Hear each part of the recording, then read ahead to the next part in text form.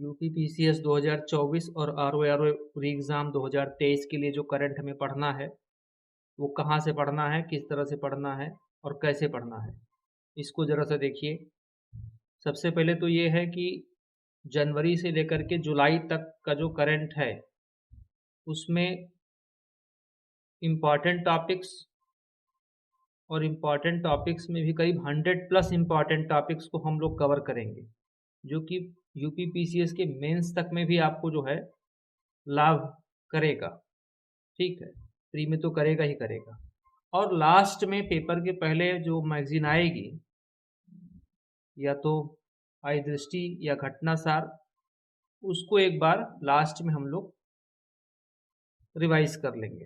ठीक है, अब ये 100 टॉपिक्स में डेली हम लोग 4 से 5 टॉपिक का जो है टारगेट रखेंगे। ठीक है, कि डेली 4 से 5 टॉपिक एक वीडियो में कवर हो जाए, और ये सारे के सारे वीडियो करंट अफेयर्स के यूट्यूब पर होंगे और निःशुल्क होंगे। इसके लिए कोई भी चार्ज, कोई भी कुछ पैसा आपसे नहीं लिया जाएगा। ठीक है, बाकी जिनको अपना क्लास करना है वो अपना अलग से संपर्क करेंगे। करंट अफेयर्स के लिए कोई भी चार्ज, कोई भी नहीं होगा। ठीक है, अब आइए इसमें हम लोग आज का जो टॉपिक है वो देखते हैं। तो करंट अफेयर्स की इम्पॉर्टेंट टॉपिक सीरीज में पहला वीडियो है, और इसमें जो पहला टॉपिक है वो राष्ट्रीय ग्रीन हाइड्रोजन मिशन। राष्ट्रीय ग्रीन हाइड्रोजन मिशन आपके जीएस पेपर 3 से भी संबंधित है, और ये प्री के लिए तो इम्पॉर्टेंट है ही, मेंस के क्वेश्चन फॉर्म में भी आपसे पूछा जा सकता है मेंस में। पहला इसमें स्टेटमेंट देखिए, पीएम मोदी ने 2047 तक भारत को एक ऊर्जा स्वतंत्र राष्ट्र के रूप में रूपांतरित करने का लक्ष्य निर्धारित किया है। साथ ही 2070 तक शुद्ध शून्य उत्सर्जन हासिल करने का लक्ष्य भी निर्धारित किया है। 2070 तक हमें नेट जीरो का लक्ष्य प्राप्त कर लेना है।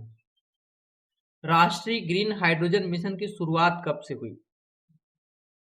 4 जनवरी 2023 को राष्ट्रीय ग्रीन हाइड्रोजन मिशन को क्या हुआ, मंजूरी दिया गया। तो ये फैक्ट प्रीलिम्स के लिए इंपॉर्टेंट है। उसके बाद इसके क्या क्या परिणाम होंगे? देश में लगभग 125 गीगावाट की संबद्ध अक्षय ऊर्जा क्षमता वृद्धि के साथ प्रतिवर्ष कम से कम 5 मिलियन मीट्रिक टन की हरित हाइड्रोजन उत्पादन क्षमता का विकास होगा। तो हम लोग 5 million metric ton green hydrogen उत्पादन कर सकते हैं हर साल कम से कम। 1 लाख करोड़ से अधिक जीवाश्म ईंधन के आयात में कमी आएगी।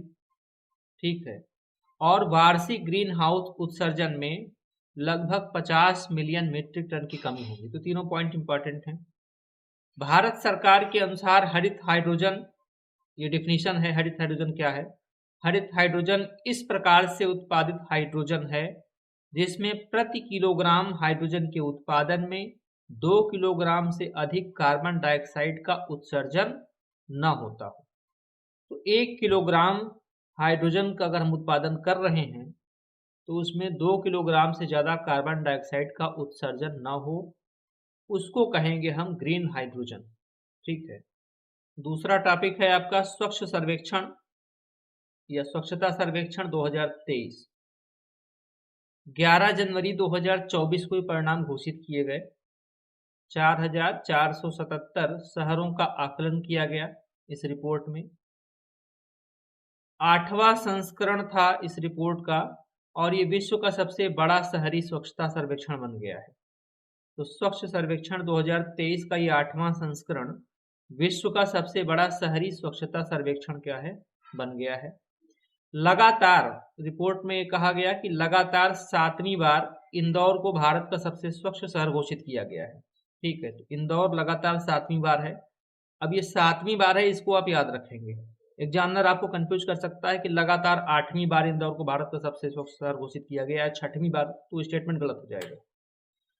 2023 में गुजरात के सूरत को भी प्रथम स्थान दिया गया है। अब की बार इंदौर के साथ साथ सूरत को भी जो है मिला है फर्स्ट रैंक।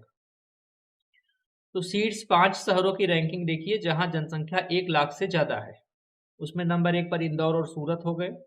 फिर उसके बाद नंबर 3 पर मुंबई, नवी मुंबई आ गया। नंबर 4 पर विशाखापट्टनम, नंबर 5 पर भोपाल। ठीक है, फिर शीर्ष 5 शहर जहां जनसंख्या 1 लाख से कम है, उसमें सासवड़ ये महाराष्ट्र का है, पाटन छत्तीसगढ़, लोनावाला महाराष्ट्र नंबर 3 पर, कराड महाराष्ट्र, पंचगनी महाराष्ट्र। इसमें ज्यादातर तो महाराष्ट्र का ही है, एक ही छत्तीसगढ़ का है, बाकी आपके चारों जो है वो महाराष्ट्र के हैं शहर। उत्तर प्रदेश का कौन सा स्थान है स्वच्छता सर्वेक्षण 2023 में? तो यूपी का 9वां स्थान है। ये भी प्रीलिम्स के लिए क्या है, इंपॉर्टेंट है। ठीक है, अब आइए उसके बाद शीर्ष 5 गंगानगर कौन से हैं? तो वाराणसी हो गया, प्रयागराज हो गया, बिजनौर हो गया, हरिद्वार हो गया, कन्नौज हो गया। 5 गंगानगर को भी जो है काउंट किया गया है इसमें। सबसे स्वच्छ छावनी कभी कभी पीसीएस में पूछ लेता है डायरेक्ट, तो महू छावनी है। सर्वश्रेष्ठ सफाई मित्र सुरक्षित शहर किसको बताया गया है? चंडीगढ़ को बताया गया है। कचरा मुक्त शहरों की स्टार रेटिंग प्रोटोकॉल के तहत नोएडा को 5 स्टार शहर के रूप में प्रमाणित किया गया है। तो नोएडा को मिला है कचरा रेटिंग में जो है, कचरा मुक्त शहरों की स्टार रेटिंग प्रोटोकॉल के तहत। 2024 हेतु स्वच्छ भारत मिशन के गीत का भी विमोचन किया गया और इसका शीर्षक है नया संकल्प है नया प्रकल्प है, जिसके गायक हैं कैलाश खेर। तो कैलाश खेर ने इसको गाया है। ठीक है, तो ये भी लाइन इंपॉर्टेंट है। नेक्स्ट टॉपिक पे आइए। अगला टॉपिक है इंडिया जस्टिस रिपोर्ट 2022, ये इंपॉर्टेंट है। Topic number 3, India justice report प्रत्येक राज्य में न्याय प्रणाली के 4 स्तंभों पुलिस, जेल, न्यायपालिका, कानूनी सहायता की क्षमता को मापने के लिए सूचना एकत्र करती है। ठीक है, कि प्रत्येक राज्य में इन 4 स्तंभों तक पहुंच कितना है। इसका प्रथम संस्करण जो जारी हुआ वो 2019 में प्रकाशित हुआ था, इंडिया जस्टिस रिपोर्ट का। रिपोर्ट में राज्यों को 2 श्रेणियों में विभक्त किया गया है। नंबर 1 बड़े और मध्यम आकार के राज्य, नंबर 2 छोटे राज्य। इन राज्यों को 102 संकेतकों के आधार पर श्रेष्ठ, मध्यम और खराब श्रेणी में विभाजित किया गया है। ठीक है, तो इसमें 102 इंडिकेटर्स हैं और 3 पार्ट में डिवाइड किया गया, जो सबसे बेस्ट है, जो मध्यम है और जो खराब श्रेणी में है।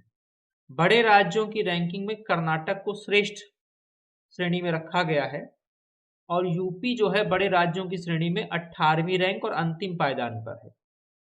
इंडिया जस्टिस रिपोर्ट 2022 के अनुसार कर्नाटक सबसे श्रेष्ठ राज्य की श्रेणी में और यूपी सबसे लास्ट में है, 18th रैंक पर, अंतिम स्थान पर है। फिर टॉप 3 स्टेट्स में कौन है? टॉप 3 स्टेट्स में कर्नाटक है, तमिलनाडु है, तेलंगाना है। लास्ट 3 स्टेट्स में कौन आएगा? तो बिहार, पश्चिम बंगाल, सबसे अंतिम में यूपी है 18वीं रैंक पर। तो यूपी का स्थान आपको याद रखना होगा। ठीक है, टॉपिक नंबर 4, प्रधानमंत्री मत्स्य किसान समृद्धि सह योजना। काफी इंपॉर्टेंट टॉपिक है, नीली क्रांति से भी संबंधित है ये। मेंस में भी क्वेश्चन पूछा जा सकता है कि नीली क्रांति को परिभाषित कीजिए और साथ साथ मत्स्य उत्पादन में आने वाली समस्याओं का वर्णन कीजिए, या मत्स्य उत्पादन में सरकार की क्या भूमिका है। तो इसमें फिर आपको इन सारी योजनाओं को जो है बताना पड़ेगा। चलिए देख लीजिए, पीएम मत्स्य संपदा योजना 10 सितंबर 2020 को स्टार्ट की गई। अब ये मत्स्य किसान समृद्धि सह योजना है और जो प्रधानमंत्री मत्स्य संपदा योजना थी वो 10 सितंबर 2020 को स्टार्ट की गई, इसी की उप योजना है ये। वित्त वर्ष 2020-21 से वित्त वर्ष 2024-25 तक 5 वर्ष की अवधि के लिए कार्यान्वित थी। कौन सी योजना? पीएम मत्स्य संपदा योजना। पीएम मत्स्य किसान समृद्धि सह योजना 8 फरवरी 2024 को जारी की गई। ठीक है, और इस उप योजना के लिए जो अनुमानित परिव्यय रखा गया वो 6000 करोड़ रुपए रखा गया है। तो सीधे सीधे क्वेश्चन बन रहा है यहाँ से।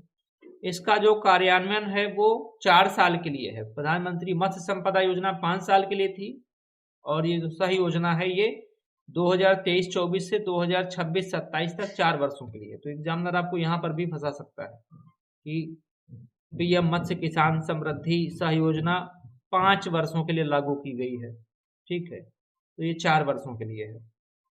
इसका उद्देश्य क्या है?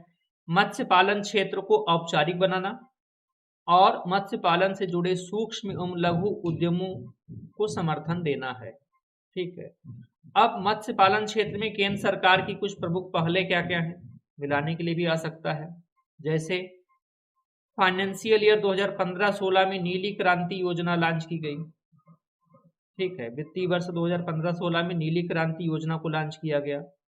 17-18 में राष्ट्रीय समुद्री मात्स्यिकी नीति को लॉन्च किया गया। फिर 18-19 में मत्स्य पालन और जलीय कृषि बुनियादी ढांचा विकास निधि, इसको आप नोट करेंगे, ठीक है, केवल सुनेंगे नहीं। फिर फाइनेंशियल ईयर 2018-19 मत्स्य किसानों को केसीसी सुविधा प्रदान किया गया, किसान क्रेडिट कार्ड।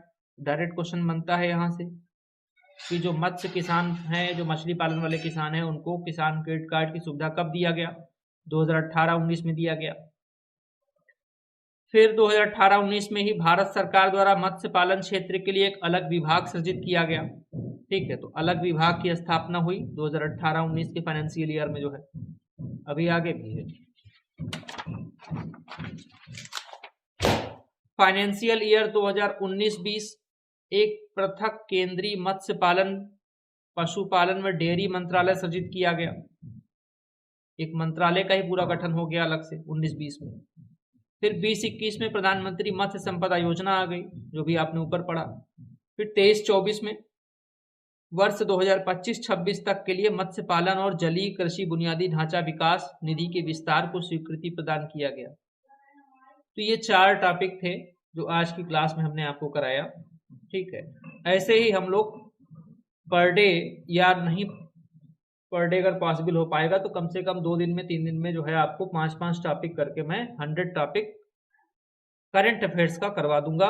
उसके बाद हिंदी की भी क्लासेस आपकी जो है रेगुलर गूगल मीट पर चल रही हैं, हिंदी जीएस और करंट का। बाकी यूट्यूब पर भी हिंदी की क्लासेस आपको मिल जाएंगी, मेंस कम प्री के हिसाब से जो है। ठीक है, चलिए बस धन्यवाद, आज के लिए इतना ही।